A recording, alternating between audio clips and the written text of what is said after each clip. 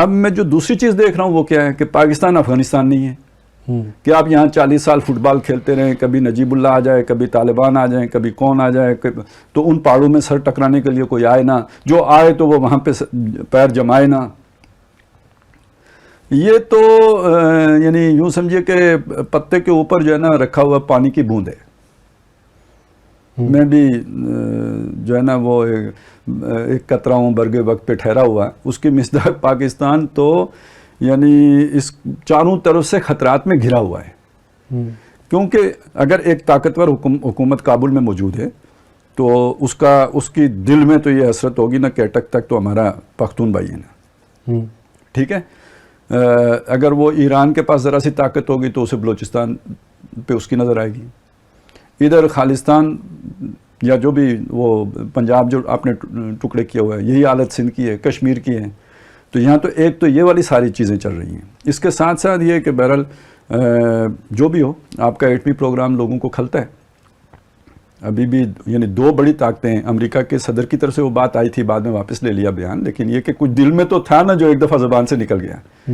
Russia کی طرف سے بھی آ گیا ہے کہ بھئی یہ یوکرین میں کر رہے ہیں مدد.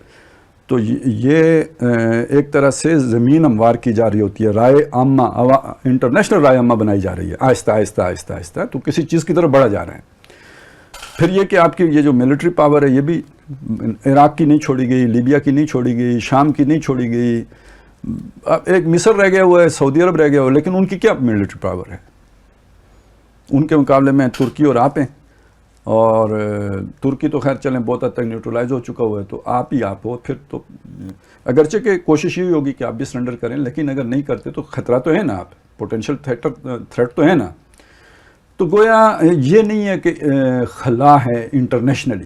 آپ جس جگہ پہ موقع پہ موجود ہیں آپ کے ارد گرد گدھ ہیں کہ جو آپ کی لاش کو بمبوڑنے کے لیے تیار ہیں. اور کچھ انٹرنیشنل جو بھی طاقتیں ہیں ان کی نظر میں بھی آپ کا ایٹمی پروگرام کھلتا ہے بس باوجود بس بہت لہٰذا آپ اگر اندر سے کمزور ہوں گے تو جیسے آپ کا مدافعتی نظام کمزور ہو تو کوئی نہ کوئی وائرس آتا ہے. اس طرح یوں سمجھیے کہ پھر آپ کے اوپر حملے ہوں گے، یا جو بھی آپ کی ایسٹس ہیں، نیوکس ہیں، یہ چیزیں ان سے آپ کو ہاتھ دھونا پڑے گا. تو صرف یہی نہیں ہے کہ ان فائٹ ہوگی، صرف یہی نہیں ہے کہ ہمیں جناب آپس میں جو ہے نا یہ تبعیہ ایکشن کا ری ایکشن ہوگا. پھر ہمیں وہ ایک پڑوسی کی یلغار کا بھی سامنا کرنا پڑے گا، کیونکہ ان کے اپنے عزائم ہیں، گریٹر ہندوستان کے بھی تو ہے نا. تو اس لیے یہ لگتا ہے کہ جناب اگر ہم یوں کمزور پڑے تو اس کے نتیجے میں پھر یہ ہوگا کہ جی ہمیں اپنی بقا مشکل ہو جائے گی. استحکام تو بہت بات کی بات ہے، ملک کی بقا ہی ختم ہو جائے گی.